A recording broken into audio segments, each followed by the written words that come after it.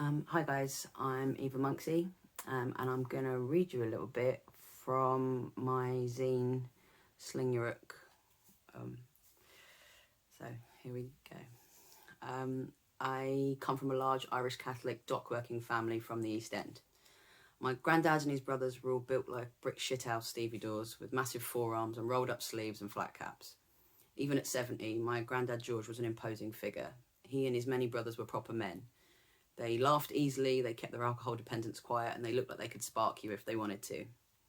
I was a skinny gay kid trying with zero success to keep my blatant queer and transness under wraps in late 1980s Ilford. I was clever, i.e. I read books, and creative, i.e. I loved showing off, and I was generally adored by my various great uncles and aunts who did a lot of our childcare. As I got older and my boyishness got less cute, I saw the hardening in their eyes. Oh no, they thought.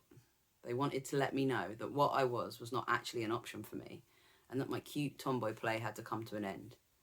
At the same time, they revealed my family secret, the cautionary tale of Uncle Michael. So Uncle Michael was the 9th of 10 siblings. He was my mum's favourite uncle, the fun one, the mischievous one, and it went without saying that he was a stevedore like all the rest, and all stevedores stole a little bit from the holds. Uncle Michael was the only one to get caught. You got a year inside, and then you came out and went straight back to the docks, although demoted down to a dock worker. Not for them the glory of hauling huge bales and crates out of the holds of ships with a large metal hook. My family were based in Poplar and Wapping docks, but Uncle Michael moved from dock to dock, joining different gangs and starting again, namely up around the Royal Docks. There was no shame in a bit of theft, but there was shame in getting caught, especially in my proud, tough family.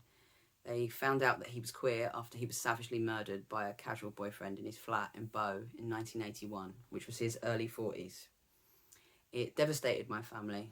My mum told me it was one of the only times she'd seen my granddad cry. He wished Uncle Michael had told the family, and they were all heartbroken when he left his wife and kids behind, after he came out of prison for the second time. They credited this turn inside as what turned him that way. For them, prison made him gay, and when he got out and Thatcher started shutting down the docks, he left his family, and within a year of my birth, he was dead.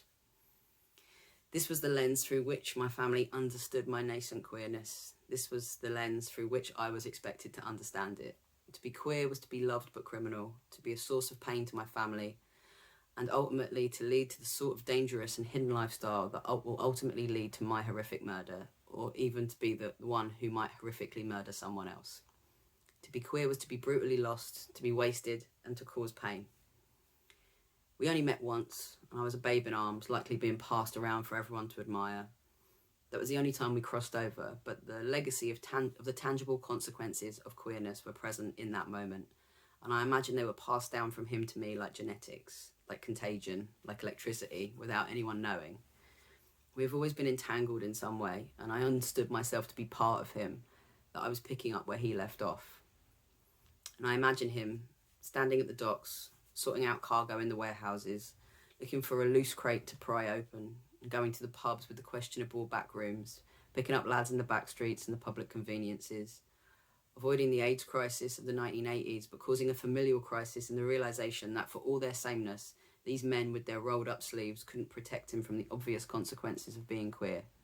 And oh, here comes another one hot on his heels. And I think that scared the hell out of them. Thanks for listening, guys.